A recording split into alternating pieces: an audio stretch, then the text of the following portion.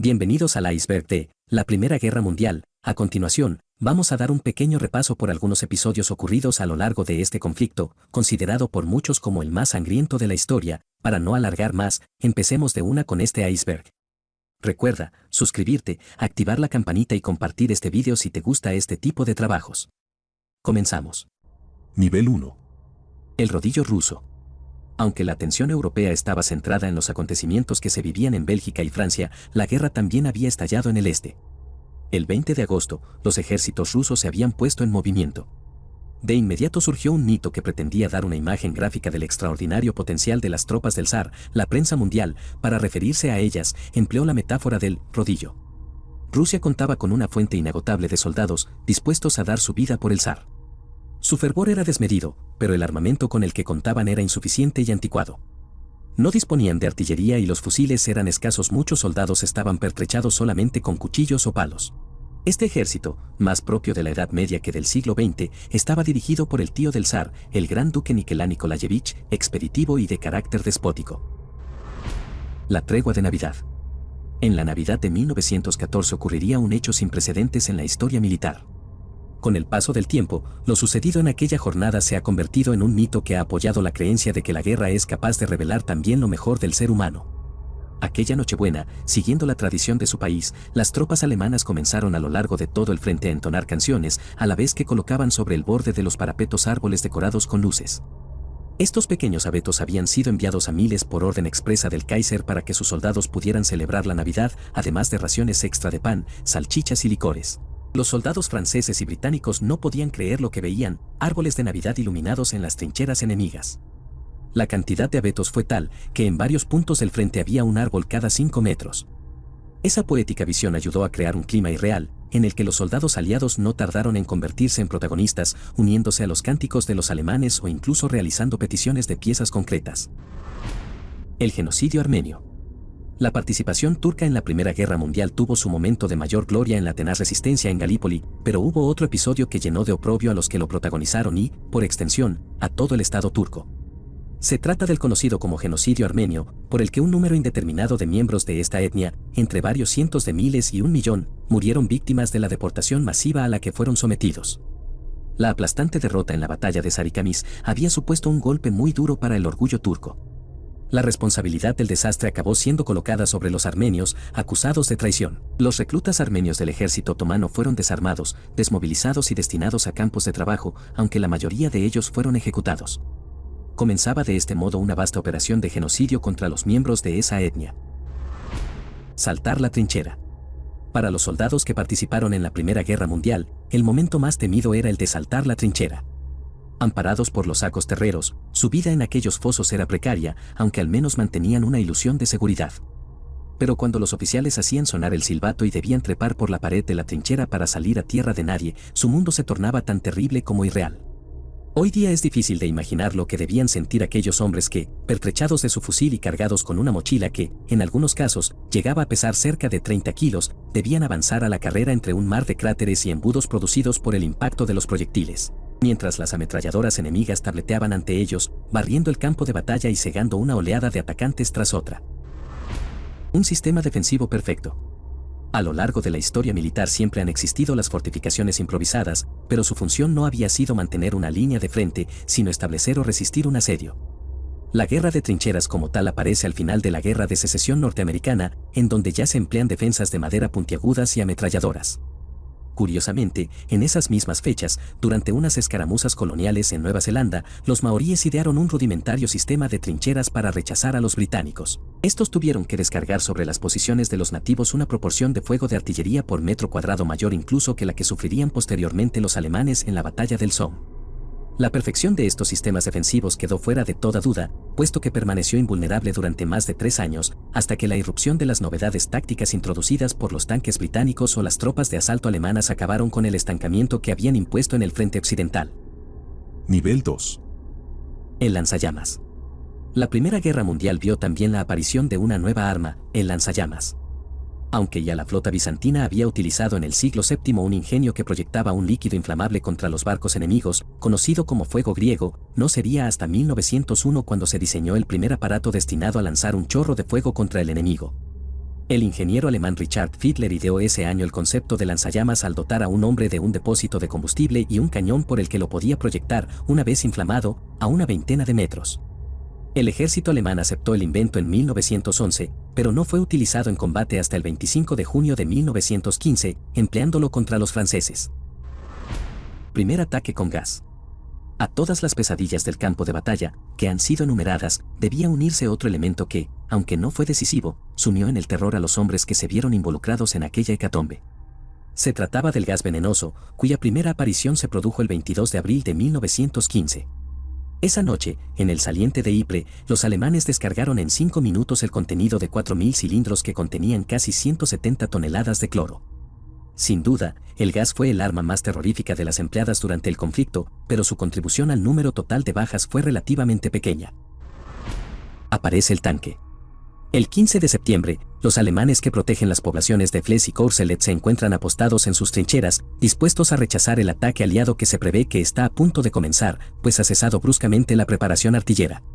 Confiados en la seguridad que les proporciona el parapeto, creen que, como viene siendo habitual, no tendrán dificultad para cegar con sus ametralladoras las filas enemigas. Pero los soldados germanos de primera línea comienzan a escuchar un extraño rumor, acompañado de agudos chirridos, que se hace cada vez más audible. Los alemanes dejan de disparar, cuando, de repente, alcanzan a ver unos enormes monstruos de hierro que se dirigen hacia ellos lentamente. Tras la sorpresa inicial, retoman sus armas y disparan de nuevo, pero esas pesadas máquinas, en las que rebotan las balas, no se detienen. El miedo a ser aplastados en sus trincheras cunde entre los soldados teutones y, aterrorizados, arrojan sus armas y emprenden la huida rápidamente. Esta había sido la aparición estelar del tanque en los campos de batalla, un ingenio nacido un año antes en la mente de un imaginativo corresponsal de guerra que había propuesto al gobierno británico la construcción de un acorazado terrestre. La guerra en el aire. En la soleada mañana del 21 de abril de 1918, una escuadrilla de aviones alemanes despega desde un aeródromo cercano a Amiens para interceptar a 2 aviones australianos que están realizando una misión de reconocimiento sobre las líneas germanas. Los 2 aparatos dan media vuelta y tratan de regresar rápidamente a las líneas propias antes de ser alcanzados por los aviones teutones. Pero estos, más avanzados técnicamente, no tienen dificultad para atraparlos. Comienza una desigual batalla aérea. Manfred von Richthofen, el mítico Barón Rojo, fue el piloto que alcanzó mayor número de victorias, 80. Su leyenda sigue viva hasta hoy. La causa última de la muerte del Barón Rojo sería objeto de un encendido debate. Las investigaciones posteriores, basadas en los informes forenses, reflejaban que la bala que acabó con la vida de von Richthofen entró por el lado derecho del cuerpo, en trayectoria ascendente, causándole heridas en el hígado, los pulmones, el corazón, la arteria aorta y la vena cava, antes de salir. Las investigaciones posteriores, basadas en los informes forenses, reflejaban que la bala que acabó con la vida de von Richthofen entró por el lado derecho del cuerpo, en trayectoria ascendente, causándole heridas en el hígado, los pulmones, el corazón, la arteria aorta y la vena cava, antes de salir. La aparición de los cazas.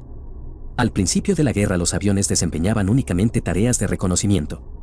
Al comprobarse las consecuencias nefastas de ser descubierto por un aeroplano enemigo cuando se estaba preparando una acción, se inculcó en las tropas la necesidad de ocultarse entre los obstáculos naturales del terreno en cuanto se escuchaba el sonido de una hélice.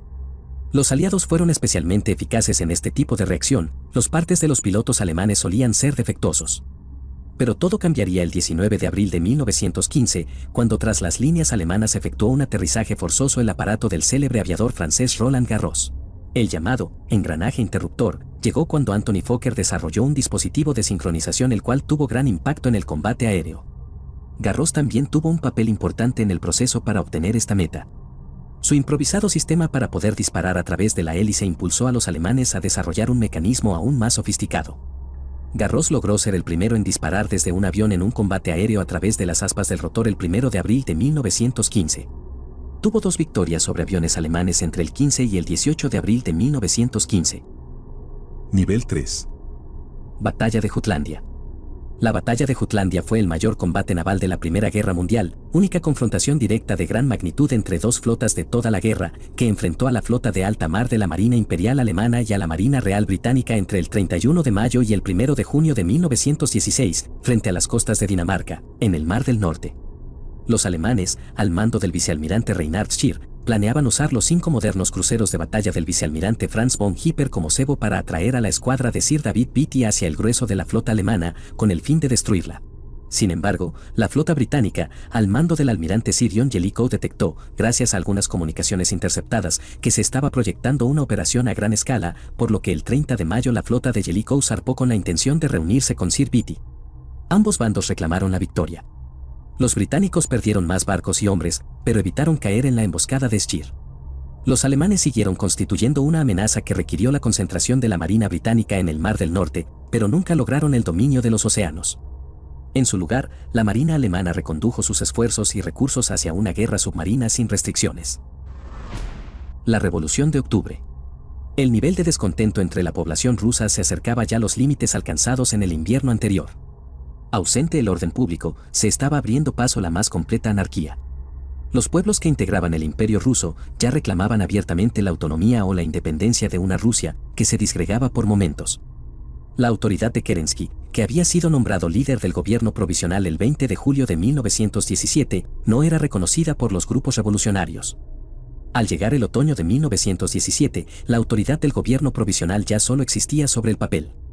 Al abdicar Nicolás II, Lenin se encontraba en Zúrich. Los alemanes advirtieron la posibilidad de desestabilizar a Rusia si facilitaban al revolucionario el regreso a su país. Así lo hicieron, pusieron a su disposición un tren para que se trasladara a Rusia a través de Alemania. Pero el revolucionario dejó claro desde un principio que su objetivo era hacerse con el poder, por la fuerza, si era necesario, como lo demostraba su proclama, todo el poder para los soviets. A principios de noviembre de 1917, la situación en Rusia es insostenible. En el mes anterior se habían producido algunos intentos de restablecer la monarquía. El día 6 de noviembre, la olla a presión en la que se ha convertido Rusia salta definitivamente por los aires, ya que estalla la que se conocerá como Revolución de Octubre, según el retrasado calendario ruso. Los bolcheviques ocupan los puntos estratégicos de la capital, como las estaciones de ferrocarril, los puentes sobre el río Neva o la central telefónica.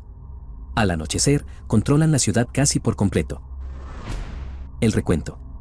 La Primera Guerra Mundial acabó aquel 11 de noviembre de 1918, pero a partir de ese día comenzaron a verse las devastadoras e irreparables consecuencias de tan colosal conflagración.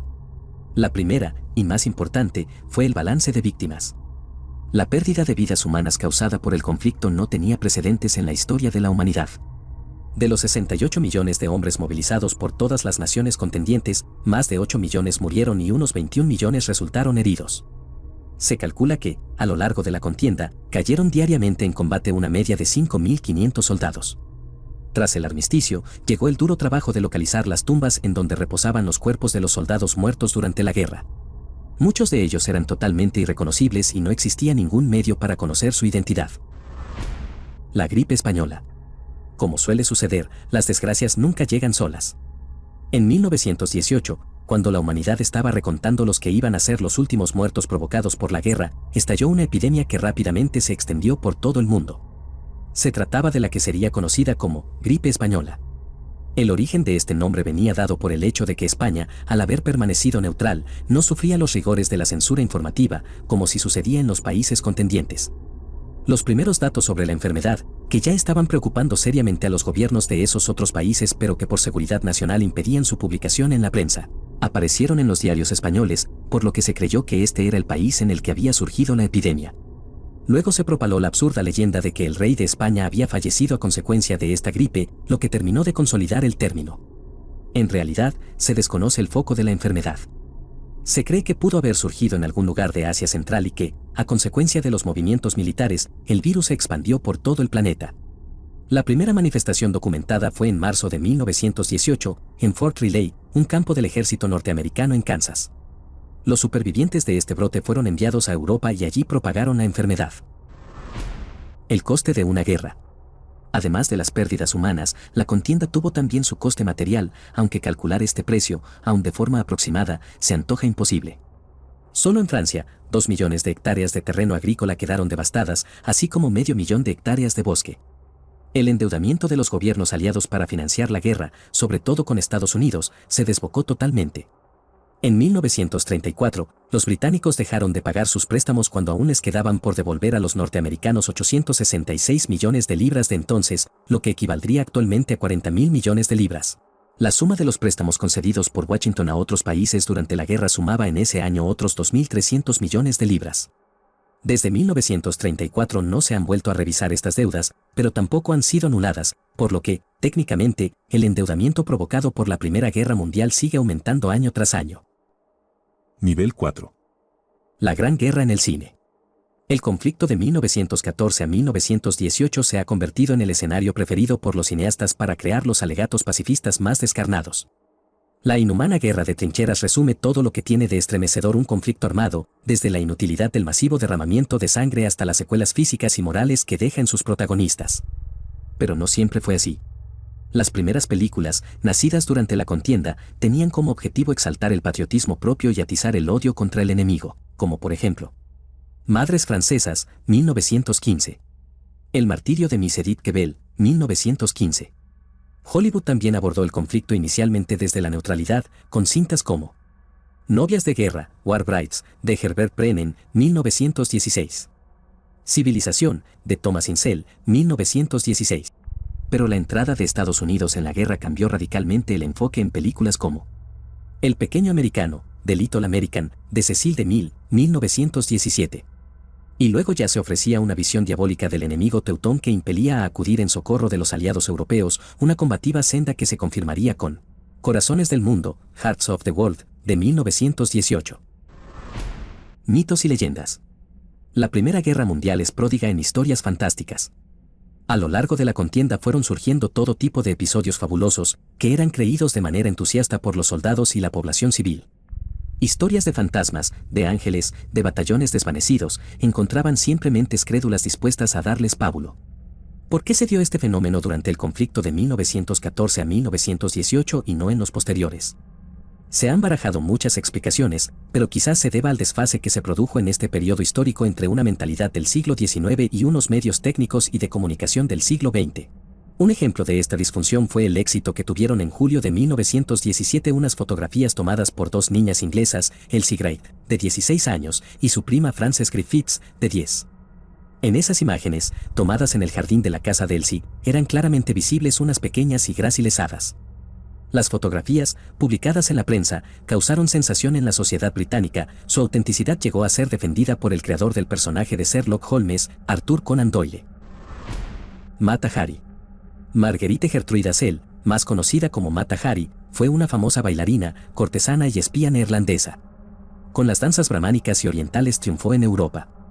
Durante la Primera Guerra Mundial, realizó labores de espionaje a favor de Alemania, por lo que fue detenida por las fuerzas francesas, declarada culpable de espionaje y traición, condenada a muerte y ejecutada por fusilamiento el 15 de octubre de 1917, en la fortaleza de Vincennes. Como no podía ser de otro modo en un personaje de leyenda, el misterio no le abandonaría después de su muerte. Su cuerpo no fue enterrado, sino que se empleó para el aprendizaje de anatomía de los estudiantes de medicina como era habitual para los ajusticiados en aquella época, pero su cabeza seguiría un curso más macabro. La cabeza, que tenía el pelo teñido de rojo, fue embalsamada y expuesta en el Museo de Criminales de Francia, hasta que en 1954 desapareció sin dejar rastro, siendo seguramente robada por algún admirador.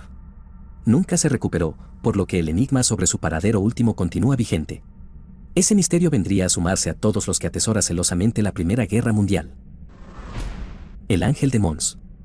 La leyenda más conocida de la Primera Guerra Mundial es la del célebre Ángel de Mons ocurrida tras la batalla de Mons del 23 de agosto de 1914, que se había saldado con unas 1.600 bajas británicas y el doble de alemanas. Las tropas británicas llevaron a cabo un bien organizado retroceso ante la presión germana.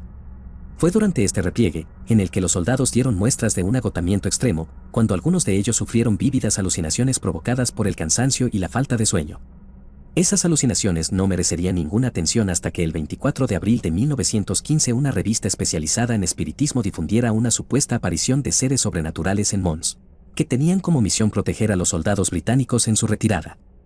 A partir de ahí, diferentes publicaciones comenzaron a ofrecer inverosímiles detalles de esos seres protagonistas de la acción milagrosa. Los diarios aseguraban que en esos momentos críticos había aparecido la providencial figura de un ángel vestido con una túnica blanca, sobre un caballo del mismo color, blandiendo una espada flamígera. Mitos de la trinchera. El Ángel de Mons no fue el único mito nacido en las trincheras de la Primera Guerra Mundial. A esa popular figura celestial no tardarían en salirle imitadores. En otros momentos angustiosos en el campo de batalla, en los que las tropas británicas estaban a punto de ceder ante los alemanes, se habían aparecido supuestamente unos fantasmales arqueros que con sus flechas habían impedido la derrota de las armas inglesas. El autor británico Arthur Machen escribió varios relatos de ficción sobre la Primera Guerra Mundial en los que aparecían todo tipo de guerreros fantasmales, en este caso los arqueros de la batalla de Azincourt. Sin embargo, el público creyó que se trataba de la narración de hechos reales. La historia describía a estas apariciones como los arqueros que habían derrotado a los franceses en la batalla de Azincourt, 25 de octubre de 1415, en donde sus largos arcos jugaron un papel determinante. En este caso está claro el origen exacto de la leyenda. Nivel 5. Lugares de interés. Como complemento a una primera aproximación a la Primera Guerra Mundial, no hay nada más indicado que visitar algunos de los lugares en los que ésta tuvo lugar. Pese al tiempo transcurrido, aún es posible sumergirse en aquella época acudiendo a los campos de batalla, en donde son claramente visibles las consecuencias dejadas por la contienda. El interés por los escenarios fue inmediato después de la guerra, como pasaría con cada uno de nosotros, a los que nos interesa este tema. Verdun, Francia. La región francesa de Alsacia y Lorena ha desarrollado en los últimos años un turismo militar que tiene como focos de atracción algunos de los escenarios en los que se desarrolló la Primera Guerra Mundial. El Somme, Francia. La región del Somme atrae cada año miles de visitantes del Reino Unido, puesto que fueron sus compatriotas los protagonistas de la cruenta batalla que tuvo lugar allí en el verano de 1916. Ypres, Bélgica. El 24 de julio de 1927 se inauguró en la ciudad belga de Ypres la Puerta de Menin, con presencia del rey Alberto. Imperial War Museum, Londres, Gran Bretaña. El Imperial War Museum, Lambeth Road, Metro Lambeth North, dedica una gran exposición permanente a la Primera Guerra Mundial. Redipuglia, Italia. El monumento oficial más importante dedicado a los soldados italianos muertos durante la guerra es el complejo de Redipuglia. Museo de Historia Militar, Viena, Austria. El Museo de Historia Militar de Viena está emplazado en un arsenal de mediados del siglo XIX. Las exposiciones abarcan el periodo que va del final del siglo XVI hasta 1945. Gallipoli, Turquía. Para comprender la épica lucha en la que se enfrascaron aliados y turcos en Galípoli en 1915, es imprescindible una visita a los desolados parajes que fueron el escenario de esos heroicos combates. Si el video te gustó, te invito a darle like. Suscríbete si quieres ver más videos así. Dame like en Facebook y sígueme en TikTok. Enlaces directos en la descripción. Recuerda, la vida es un sinfín de misterios por descubrir. Hasta la próxima. Todo historias.